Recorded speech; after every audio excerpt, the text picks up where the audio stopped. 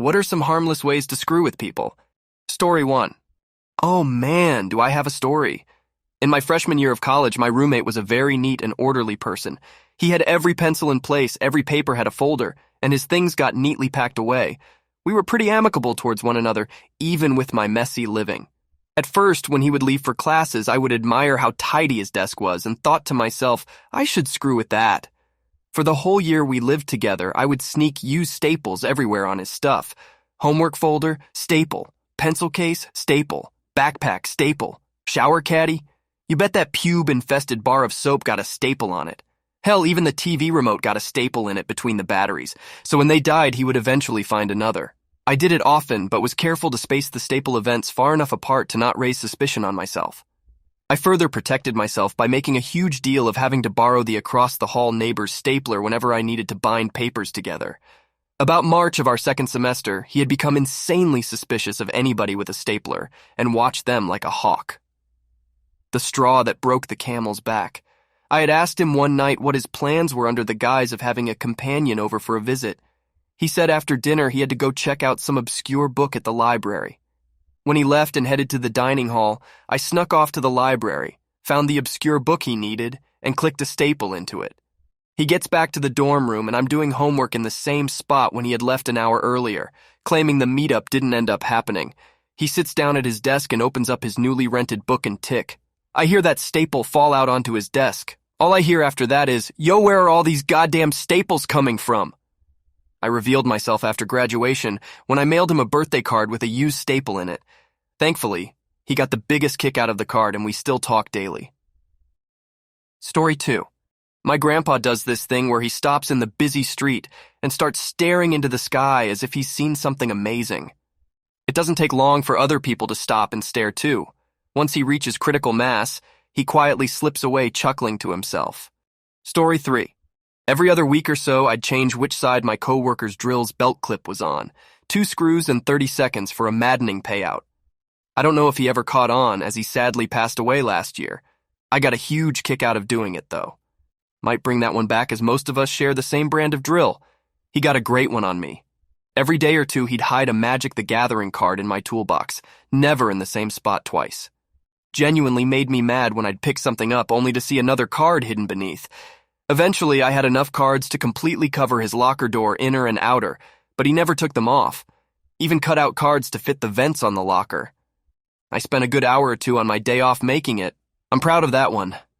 Rest in peace, Chris. Pranks haven't been the same since you left. Your locker still remains covered in Magic cards and nobody has questioned it to this day. Story 4.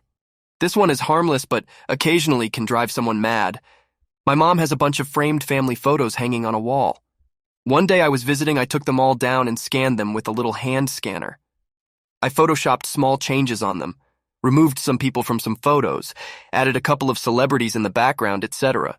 Printed them out and replaced them a few days later. I can't forget her face when she realized it was me and she wasn't losing it. Story 5. My neighbor got an expensive new camera for his front door. Randomly, for the last several months, I have covered myself in a black cloak, including my face, crawled up into camera view, and left a random harmless object. A carrot, a spool of thread, 3 ink pens with the caps mixed up, dumb, meaningless things. On camera, a dark shape appears and disappears, leaving a random object behind. It is still driving him crazy. Story 6. Something I did in high school. I randomly found half of a crayon on the ground. I managed to slip it into the pocket of a guy I knew. A few minutes later, he discovered said crayon and rather loudly said WTF and tossed it away. I wandered over, picked it up, and snuck it back into his pocket when he wasn't paying attention. A few minutes go by and he finds it again. Even more confused, he throws it again and wanders off. I managed to repeat the situation twice more before I couldn't stop laughing, and he noticed me going to pick it up. He was really starting to question his sanity by the end. Story 7. In college, I had a roommate who was also a good friend. He would go to his parents on the weekends and lock the door to his room. My other roommates and I would harass him about it because he knew we wouldn't steal his stuff or anything.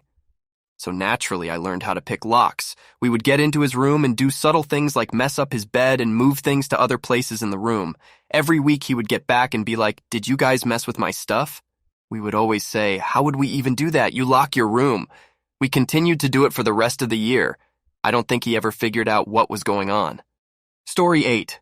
I put a tiny piece of masking tape over my coworker's mouse laser. On April Fool's Day one year, I wrote April Fools on it. He troubleshot every single thing except examining the mouse. He eventually called the IT department, who simply turned the mouse over and pointed it out to him. Story 9. If I know someone is walking a little ways behind me and I turn a corner with nobody else around, I like to run 10 to 20 steps to widen the gap and then laugh to myself, thinking that the person behind me will be confused. I doubt anyone ever notices, but I get a kick out of it every time. Story 10. I was talking with a supervisor and I happened to have like 4 hard-boiled eggs in my jacket pocket for lunch. So while talking about stuff, I took out an egg, cracked and shelled it, and ate it. The conversation kept going, so I did it again, but I could see he was growing quizzical. I waited a few more minutes, pulled out another, and ate that too. By then I could tell he was like, WTF? The conversation was wrapping up, so I pulled the last one out and he stopped mid-conversation and asked me, "How many damn eggs do you have?" I just shrugged, shelled, and then ate the last egg. Story 11. My friend was logged into his Twitter on my tablet, so I kept changing his profile picture to a banana. He thought someone had hacked him and then started tweeting about it.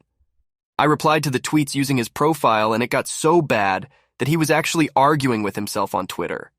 Story 12. Whenever I visit my extended family across the country, I bring a bag full of random remotes that I don't use anymore.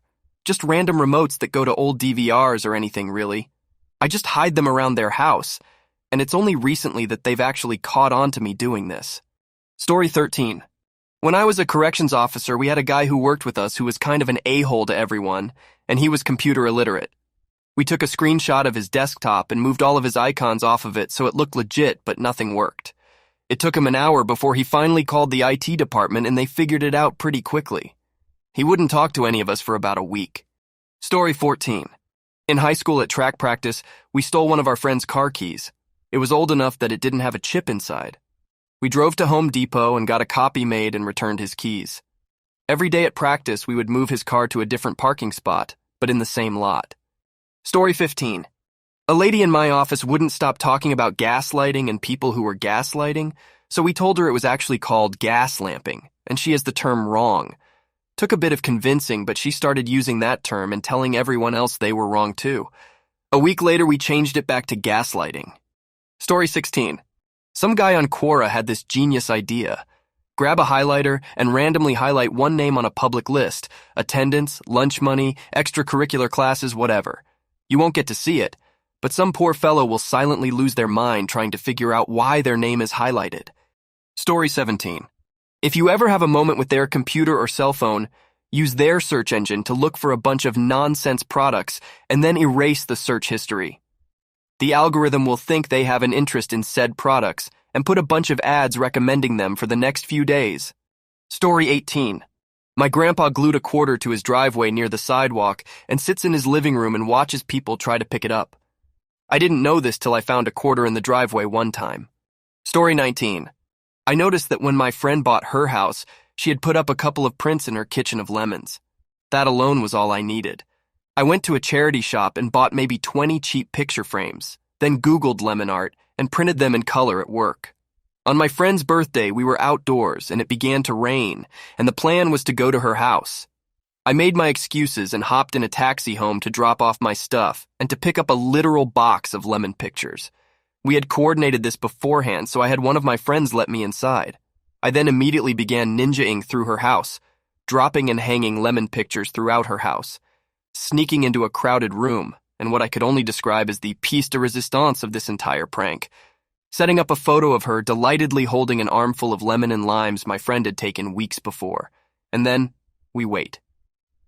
At a later point in the night, I bumped into someone I'd never met before, and he said in a hushed tone, "Have you noticed she seems to be obsessed with lemons?" And I had to admit, conspiratorially, that there was something about that had piqued my curiosity too. By the time I was finished, practically every room in her house was partially lemon-themed. That's by far my favorite prank I've ever pulled off. Story 20. The movie theater in my town is usually mostly empty. There's been a couple of times when I've come in to get seated and there's literally only one other person in my auditorium. There's an evil part of me that wants to just go sit right next to them. Not illegal, but it definitely should be. Don't forget to like and subscribe and hit the notification bell so you never miss out on a new video.